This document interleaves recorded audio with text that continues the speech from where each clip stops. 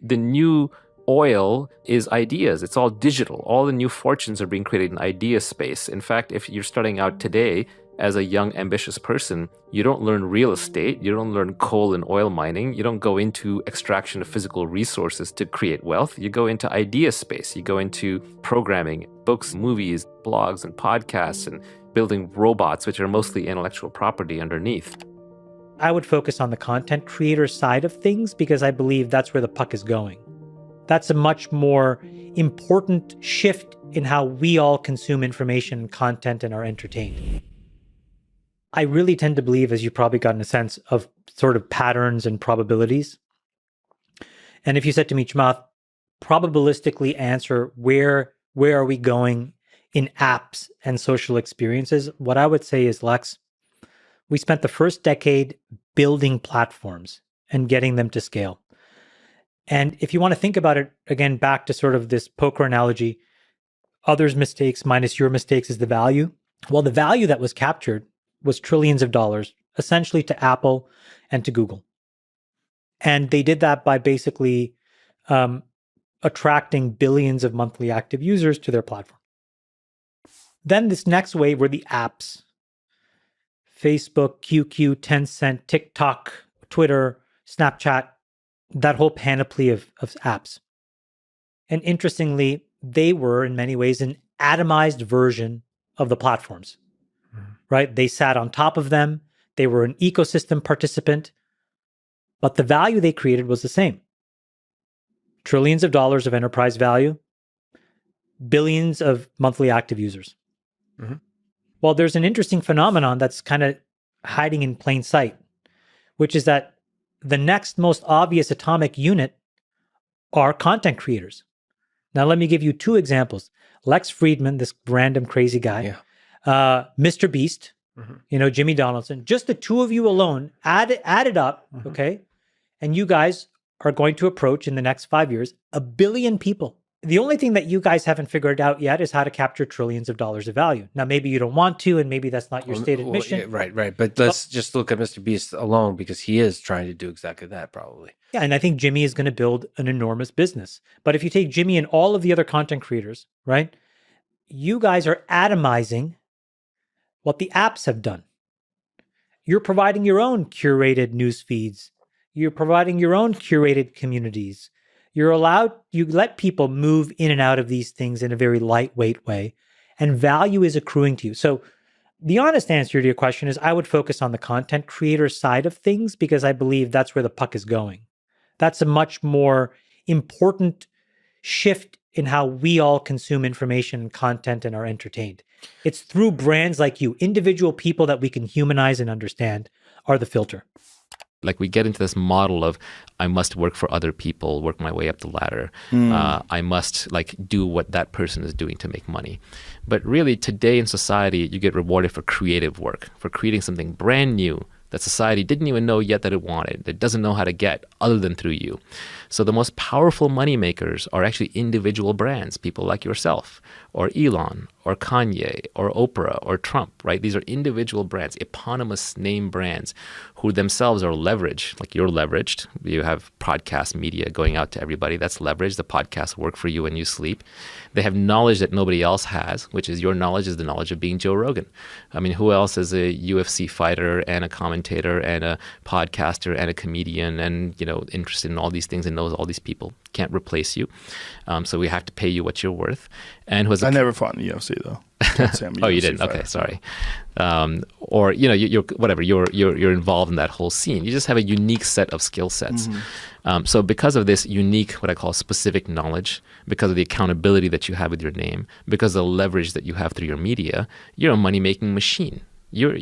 I'm sure at this point I could make you start over tomorrow, wipe out your bank account, you'd be rich again in no time because you have all the skill sets.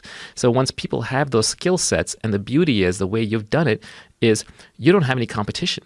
There's no substitution. If Joe Rogan were to disappear off the air tomorrow, it's not like random podcaster number 12 would step in and fill that thing. No, it's just gone.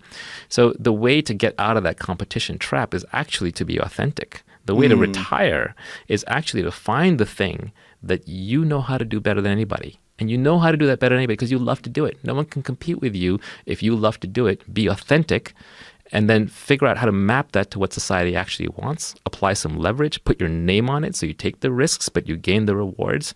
Have ownership and equity in what you do, and then just crank it out. The new oil is ideas. It's all digital. All the new fortunes are being created in idea space. In fact, if you're starting out today as a young, ambitious person, you don't learn real estate. You don't learn coal and oil mining. You don't go into extraction of physical resources to create wealth. You go into idea space. You go into programming, books, movies, blogs, and podcasts, and building robots, which are mostly intellectual property underneath. So even as a human civilization, we're moving away from conquest of physical resources and moving much more into trading of ideas. I think 4 or 5 years from now, there's going to be a lot of articles about creators who are, there will be billionaire creators, right? A handful of them, Yeah. You'll just start seeing it more and more and more. The direct to consumer with your influencers, especially with the data darkness thing that's going on with like you can't track. Right. Yeah. It used to be really easy It's to not just easy to find audience It's online not as easy if you to don't find have an an audience if you don't have it. Can you explain that? The data darkness? Basically, yeah, you could track people. Facebook collected everything. So if you if you had a widget and you wanted to find people who would want to buy that widget, it was pretty easy because they give you all the data and they say, I love widgets and here's my birthday and here are the other things I like. It's really easy to find those audience. Now with the data darkness where you can't be tracked and stuff and cookie policy, it's harder to find those people. And so I was always like, I cannot believe brands pay me as much as they do to do these integrations, before I had my own business. And now that I have my own business, I'm like, those SOBs were ripping me off. Oh, interesting. You know what I mean? It's like when you have your own audience and your own company you can pitch, then it's like, I was making them more money than they were paying me.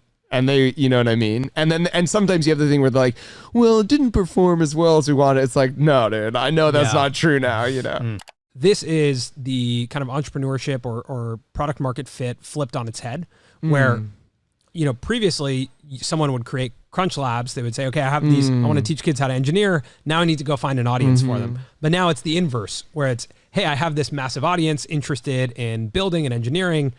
Let me build a company around that premise, which is I think why we're heading towards billionaire creators. Agreed. What's the best thing to start doing on YouTube? Whatever you love, whatever gets you excited, gets you out of the bed in the morning. That's the type of videos you should be making. What are you genuinely curious and passionate about? I mean, people on YouTube get views for like the strangest things. You know what I mean? Like, I bet you if there's someone who's making a living painting bowling balls. I don't know, but there's this one board game I love playing, and I was, watching a tutorial, watching some videos on it. It's just like not even that popular of a board game, and the guy making the videos was like a school teacher, and like in one of the videos he mentioned how his channel on just this simple board game was doing so well that he was able to like quit his job as a teacher and he went full time making videos about this board game. You know what I mean? And that's one of those things where like, if he was being over analytical, people would be like, don't make videos on a board game. Who cares about that board game? But it's what he loved and it's what he was passionate about. And so that pushed him to grind and put in the effort, and he found an audience. And so my answer is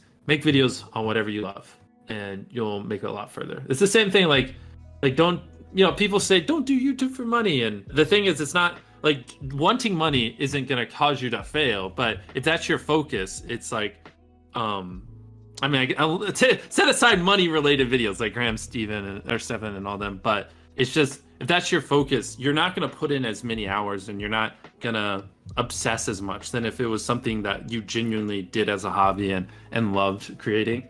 Reflections.